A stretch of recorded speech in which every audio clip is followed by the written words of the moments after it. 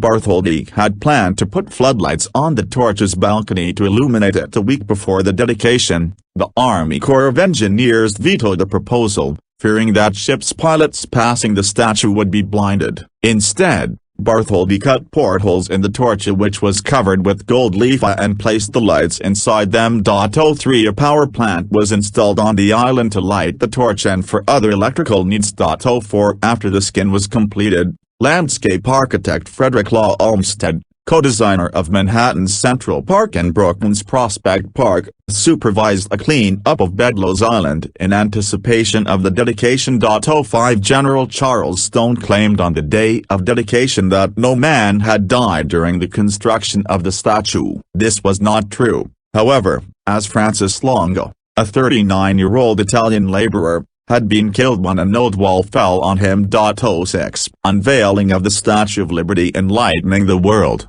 1886, by Edward Moran. Oil on Canvas, the J. Clarence Davis Collection, Museum of the City of New York. A ceremony of dedication was held on the afternoon of October 28, 1886. President Grover Cleveland, the former New York governor, presided over the event. 07 On the morning of the dedication, a parade was held in New York City. Estimates of the number of people who watched it ranged from several 100,000 to 1 million. President Cleveland headed the procession, then stood in the reviewing stand to see bands and marchers from across America. General Stone was the Grand Marshal of the parade. The route began at Madison Square, once the venue for the Arm, and proceeded to the Battery at the southern tip of Manhattan by way of Fifth Avenue and Broadway, with a slight detour so the parade could pass in front of the World Building on Park Row. As the parade passed the New York Stock Exchange, traders threw ticker tape from the windows, beginning the New York tradition of the ticker tape parade. 08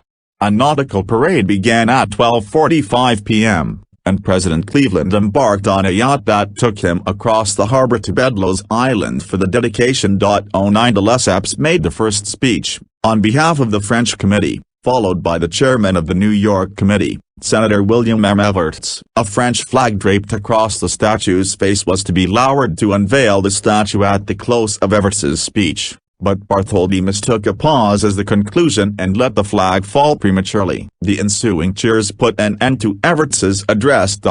08 President Cleveland spoke next, stating that the statue's stream of light shall pierce the darkness of ignorance and man's oppression until liberty enlightens the world. Bartholdi, observed near the dais, was called upon to speak, but he declined. Orator Chauncey M. Depew concluded the speech-making with a lengthy address. No members of the general public were permitted on the island during the ceremonies, which were reserved entirely for dignitaries. The only women granted access were Bartholdi's wife and de Lesseps's granddaughter. Officials stated that they feared women might be injured in the crush of people. The restriction offended area suffragists, who chartered a boat and got as close as they could to the island. The group's leaders made speeches applauding the embodiment of liberty as a woman and advocating women's right to vote. A scheduled fireworks display was postponed until November 1 because of poor weather. Shortly after the dedication, the Cleveland Gazette, an African-American newspaper,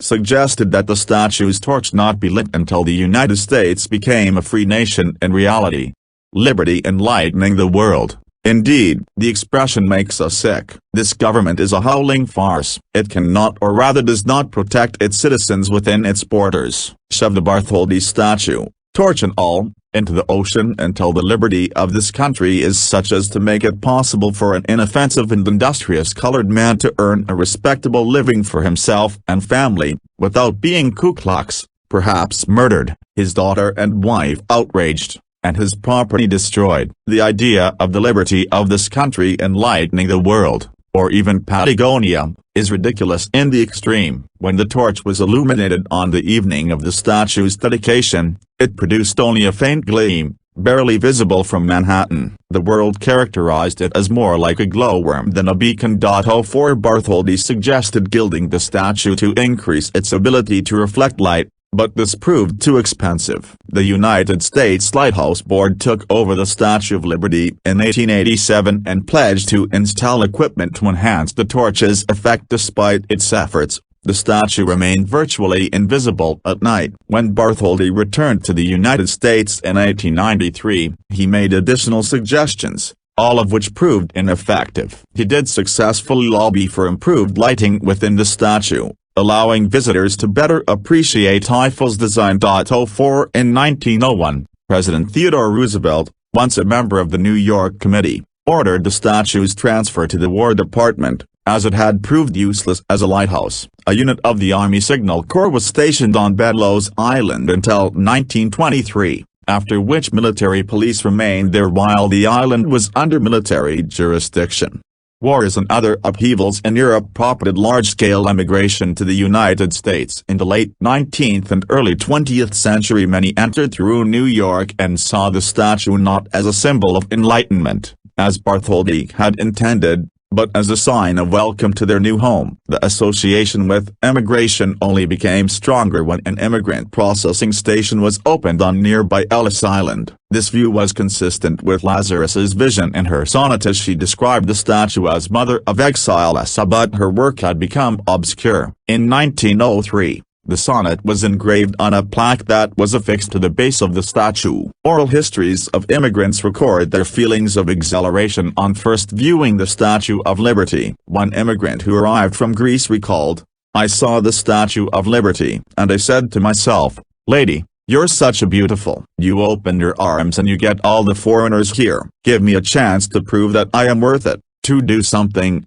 to be someone in America." And always that statue was on my mind. The statue rapidly became a landmark. Originally, it was a dull copper color, but shortly after 1900 a green patina, also called verdigris, caused by the oxidation of the copper skin, began to spread. As early as 1902 it was mentioned in the press. By 1906 it had entirely covered the statue. Believing that the patina was evidence of corrosion, Congress authorized $62,800 US, equivalent to $1,894,000 in 2021, for various repairs, and to paint the statue both inside and out. There was a considerable public protest against the proposed exterior painting. The Army Corps of Engineers studied the patina for any ill effects on the statue and concluded that it protected the skin, softened the outlines of the statue, and made it beautiful. 21 The statue was painted only on the inside. The Corps of Engineers also installed an elevator to take visitors from the base to the top of the pedestal. Bedloes Island in 1927,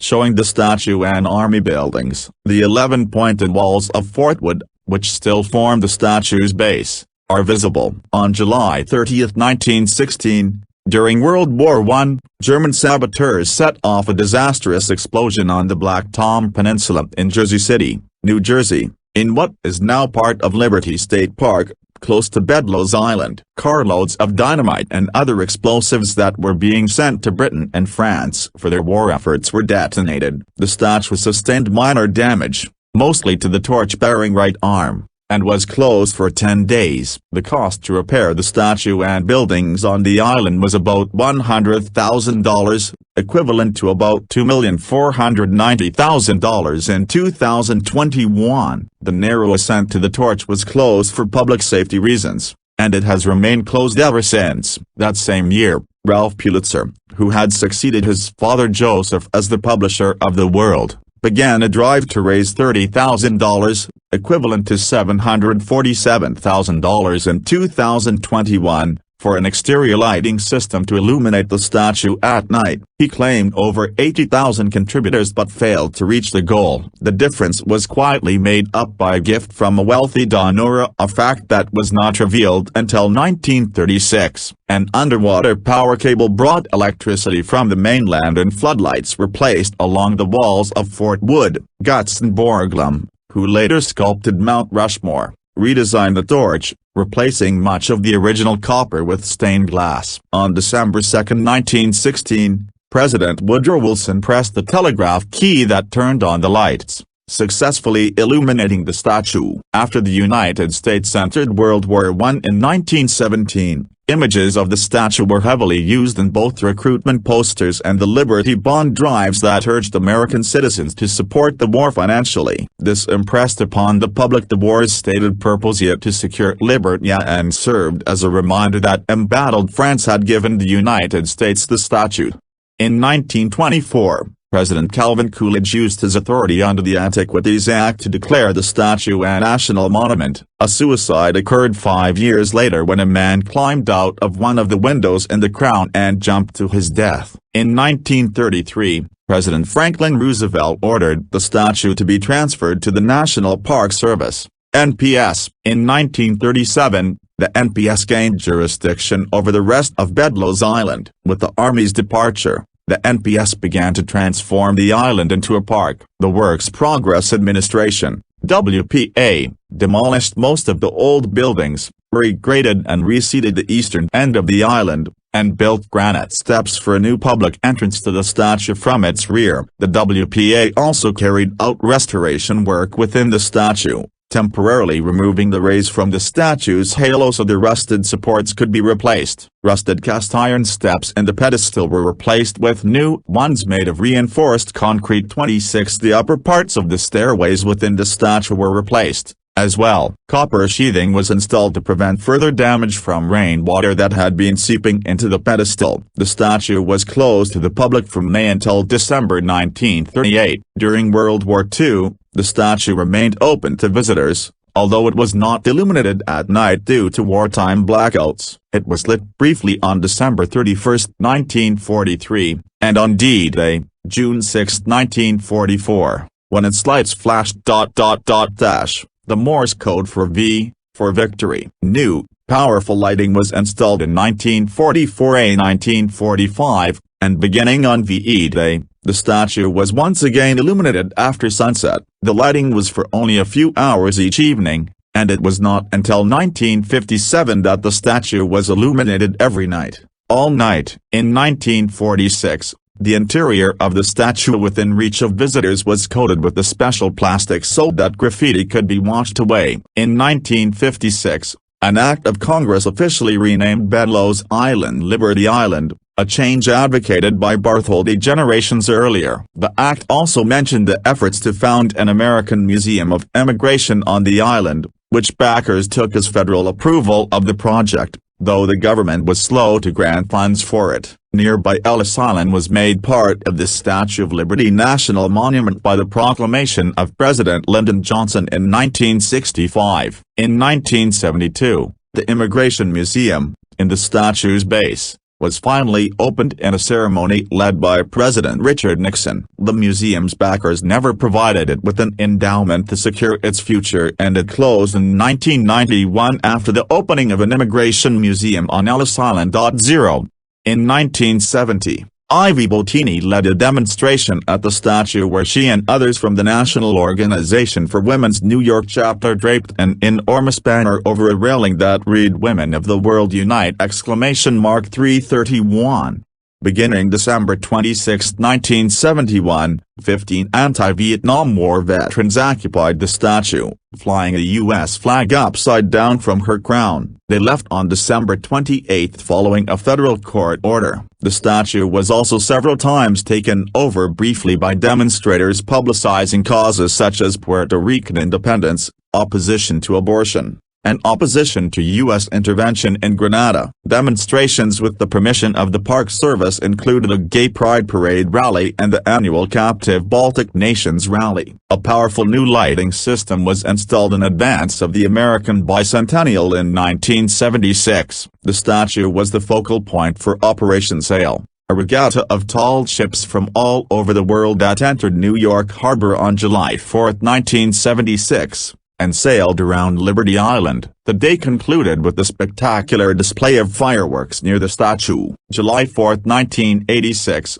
First Lady Nancy Reagan, in red, reopens the statue to the public. The statue was examined in great detail by French and American engineers as part of the planning for its centennial in 1986. In 1982, it was announced that the statue needed considerable restoration. A careful study revealed that the right arm had been improperly attached to the main structure. It was swaying more and more when strong winds blew, and there was a significant risk of structural failure. In addition, the head had been installed 2 feet, 0 m off-center, and one of the rays was wearing a hole in the right arm when the statue moved in the wind. The armature structure was badly corroded, and about 2% of the exterior plates needed to be replaced. Although problems with the armature had been recognized as early as 1936, when cast iron replacements for some of the bars had been installed, much of the corrosion had been hidden by layers of paint applied over the years.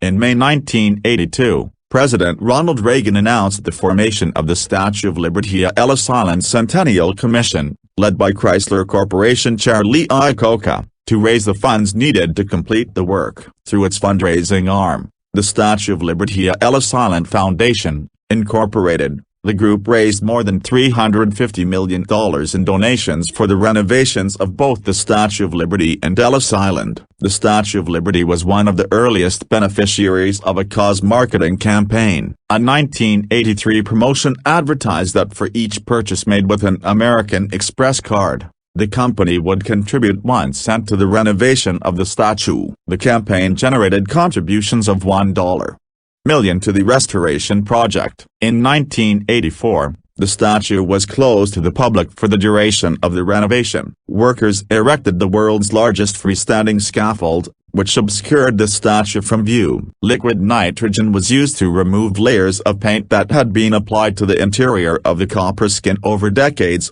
leaving 2 layers of coal tar, originally applied to plug leaks and prevent corrosion. Blasting with baking soda powder removed the tar without further damaging the copper. The restorer's work was hampered by the asbestos-based substance that Bartholdi had used ineffectively, as inspections shouted to prevent galvanic corrosion. Workers within the statue had to wear protective gear, dubbed moon suits, with self-contained breathing circuits. Larger holes in the copper skin were repaired, and new copper was added where necessary. The replacement skin was taken from a copper rooftop at Bell Labs, which had a patina that closely resembled the statue's. In exchange, the laboratory was provided some of the old copper skin for testing. The torch, found to have been leaking water since the 1916 alterations, was replaced with a replica of Bartholdi's unaltered torch. Consideration was given to replacing the arm and shoulder. The National Park Service insisted that they be repaired instead. The original torch was removed and replaced in 1986 with the current one,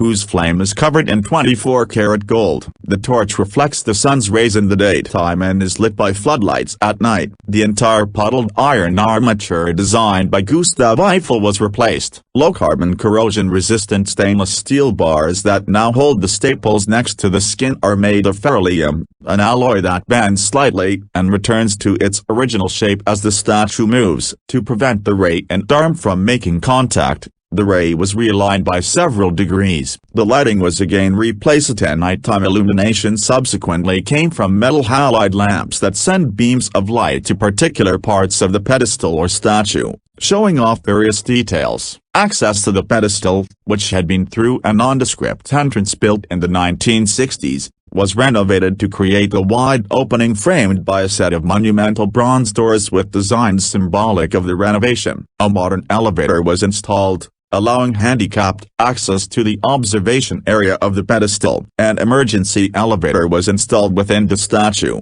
reaching up to the level of the shoulder. July 3-6, 1986, was designated Liberty Weekend, marking the centennial of the statue and its reopening. President Reagan presided over the rededication, with French President François de Mitterrand in attendance. July 4 saw a reprise of Operation Sail, 56, and the statue was reopened to the public on July 5. In Reagan's dedication speech, he stated, "We are the keepers of the flame of liberty. We hold it high for the world to see." 56. Immediately following the September 11 attacks, the statue and Liberty Island were closed to the public. The island reopened at the end of 2001, while the pedestal and statue remain off-limits. The pedestal reopened in August 2004,57, but the National Park Service announced that visitors could not safely be given access to the statue due to the difficulty of evacuation in an emergency. The Park Service adhered to that position through the remainder of the Bush administration. New York Congressman Anthony Weiner made the statue's reopening a personal crusade. On May 17, 2009,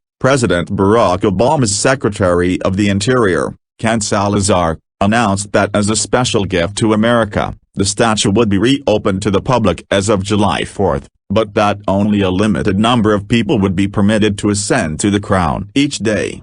The statue, including the pedestal and base, closed on October 29, 2011, for the installation of new elevators and staircases and to bring other facilities, such as restrooms, up to code. The statue was reopened on October 28, 2012, 66162, but then closed again a day later in advance of Hurricane Sandy. Although the storm did not harm the statue, it destroyed some of the infrastructure on both Liberty and Ellis Islands, including the dock used by the ferries that ran to Liberty and Ellis Islands. On November 8, 2012, a Park Service spokesperson announced that both islands would remain closed for an indefinite period for repairs to be done. Since Liberty Island had no electricity, a generator was installed to power temporary floodlights to illuminate the statue at night. The superintendent of the Statue of Liberty National Monument, David Luchsenra, whose home on the island was severely damaged, stated that it would be optimistically months before the island was reopened to the public. The statue and Liberty Island reopened to the public on July 4, 2013. Ellis Island remained closed for repairs for several more months but reopened in late October 2013. The Statue of Liberty has also been closed due to government shutdowns and protests, as well as for disease pandemics. During the October 2013 United States federal government shutdown, Liberty Island and other federally funded sites were closed. In addition, Liberty Island was briefly closed on July 4, 2018, after a woman protesting against the American immigration policy climbed onto the statue. However, the island remained open during the 2018-19 United States federal government shutdown because the Statue of Liberty Ellis Island Foundation had donated funds. It closed beginning on March 16, 2020, due to the COVID-19 pandemic. On July 20, 2020, the Statue of Liberty reopened partially under New York City's Phase 4 guidelines, with Ellis Island remaining closed. The crown did not reopen until October 2022. On October 7, 2016, construction started on the new Statue of Liberty Museum on Liberty Island. The new $70 million, 26,000 square foot, 2,400 square meters, museum may be visited by all who come to the island, 76, as opposed to the museum in the pedestal, which only 20% of the island's visitors had access to. The new museum, designed by Foxfall Architects, is integrated with the surrounding parkland. Diane von Fauwen-Forthurstenberg headed the fundraising for the museum, and the project received over $40 million in fundraising by groundbreaking. The museum opened on May 16, 2019. The statue is situated in Upper New York Bay on Liberty Island south of Ellis Island, which together comprises the Statue of Liberty National Monument. Both islands were ceded by New York to the federal government in 1800, as agreed in an 1834 compact between New York and New Jersey that set the state border at the bay's midpoint. The original islands remain New York territory, though located on the New Jersey side of the state line. Liberty Island is one of the islands that are part of the borough of Manhattan in New York. Land created by reclamation added to the 2.acre, 0.ha original island at Ellis Island is New Jersey territory. No charge is made for the entrance to the national monument, but there is a cost for the ferry service that all visitors must use. 83 as private boats may not dock at the island. A concession was granted in 2007 to Statue Cruises to operate the transportation and ticketing facilities, replacing Circle Line, which had operated the service since 1953. The ferries, which depart from Liberty State Park in Jersey City and the Battery in Lower Manhattan, also stop at Ellis Island when it is open to the public. making a combined trip possible. All ferry riders are subject to security screening, similar to airport procedures. Before boarding, visitors intending to enter the statue's base and pedestal must obtain pedestal access for a nominal fee when purchasing their ferry ticket. Those wishing to climb the staircase within the statue to the crown must purchase a special ticket, which may be reserved up to a year in advance. A total of 240 people per day can ascend, 10 per group, and 3 groups per hour. Climbers may bring only medication, and carousel lockers are provided for other items and must undergo a second security screening. The balcony around the torch was closed to the public following the munitions explosion on Black Tom Island in 1916. The balcony can however be seen live via webcam. The Statue of Liberty stands on Liberty Island. There are several plaques and dedicatory tablets on or near the Statue of Liberty. A plaque on the copper just under the figure in front declares that it is a colossal statue representing liberty, designed by Bartholdi and built by the Paris firm of Gaget, Gautier et Cie. C is the French abbreviation analogous to col. A presentation tablet, also bearing Bartholdi's name, declares the statue is a gift from the people of the Republic of France that honors the alliance of the two nations in achieving the independence of the United States of America and attests their abiding friendship. A tablet placed by the American Committee commemorates the fundraising done to build the pedestal. The cornerstone bears a plaque placed by the Freemasons. In 1903, a bronze tablet that bears the text of Emma Lazarus's sonnet, The New Colossus, 1883, was presented by friends of the poet. Until the 1986 renovation, it was mounted inside the pedestal. Later, it resided in the Statue of Liberty Museum. At the base, the New Colossus tablet is accompanied by a tablet given by the Emma Lazarus Commemorative Committee in 1977, celebrating the poet's life. A group of statues stands at the western end of the island,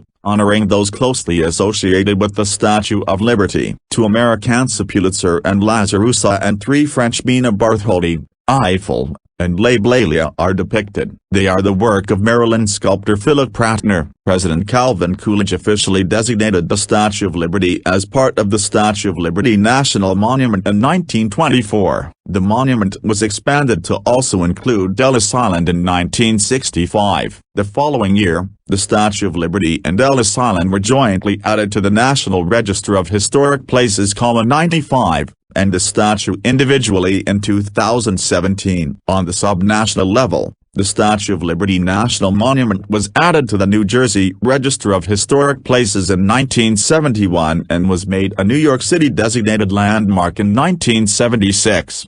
In 1984, the Statue of Liberty was designated a UNESCO World Heritage Site. The UNESCO Statement of Significance describes the statue as a masterpiece of the human spirit that endures as a highly potent symbol inspiring contemplation, debate, and protest of ideals such as liberty, peace, human rights, abolition of slavery, democracy and opportunity.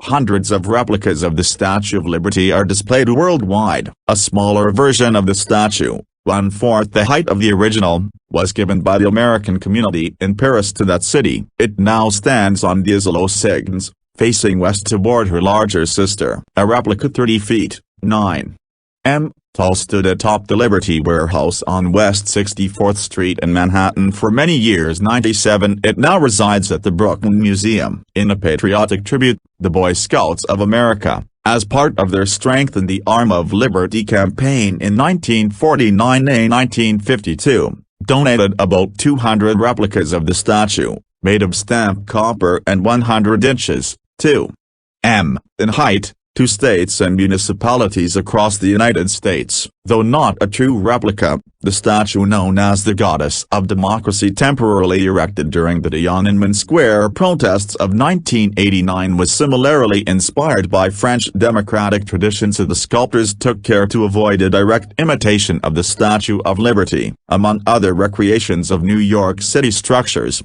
a replica of the statue is part of the exterior of the New York Hotel and Casino in Las Vegas.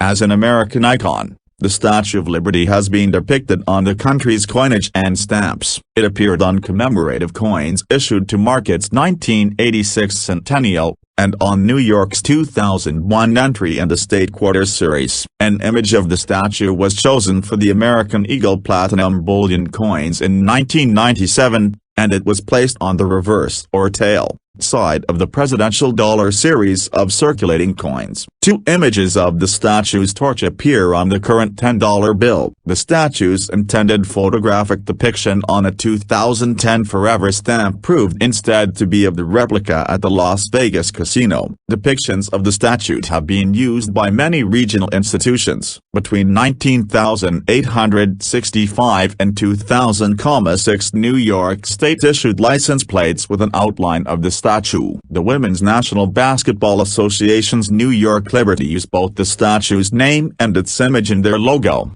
in which the torch's flame doubles as basketball. The New York Rangers of the National Hockey League depicted the statue's head on their third jersey. Beginning in 1997, the National Collegiate Athletic Association's 1996 Men's Basketball Final Four, played at New Jersey's Meadowlands Sports Complex, featured the statue in its logo. The Libertarian Party of the United States uses the statue as its emblem. The statue is a frequent subject in popular culture. In music, it has been evoked to indicate support for American policies, as in Toby Keith's 2002 song courtesy of the Red, White, and Blue, The Angry American, and in opposition, appearing on the cover of the Dead Kennedys' album Bedtime for Democracy, which protested the Reagan administration. In this film, the torch is the setting for the climax of director Alfred Hitchcock's 1942 movie Saboteur. The statue makes one of its most famous cinematic appearances in the 1968 picture Planet of the Apes, in which it is seen half buried in the sand. It is knocked over in the science fiction film Independence Day 4 and Cloverfield. The head is ripped off. In Jack Finney's 1970 time travel novel Time and Again, the right arm of the statue, on display in the early 1880s in Madison Square Park, plays a crucial role. Robert Holdstock, a consulting editor of the Encyclopedia of Science Fiction, wondered in 1979, where would science fiction be without the Statue of Liberty? For decades it has towered or crumbled above the wastelands of deserted Earth. The giants have uprooted it, aliens have found it curious. The symbol of liberty, of optimism, has become a symbol of science fiction's pessimistic view of the future.